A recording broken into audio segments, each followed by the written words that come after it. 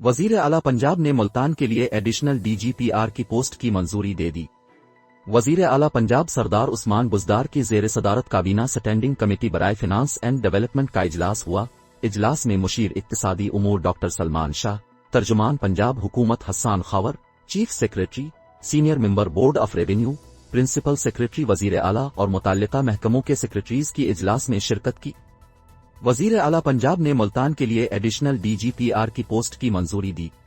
وزیر اعلیٰ پنجاب سردار عثمان بزدار نے digital media wing D G P R کی 5 خالی پوسٹوں پر بھرتی کی منظوری دی، جبکہ گورنمنٹ وقار النساء پوسٹ گریجویٹ کالج برائے خواتین راولپنڈی کو یونیورسٹی کا درجہ دینے کے چارٹر کی منظوری بھی دی۔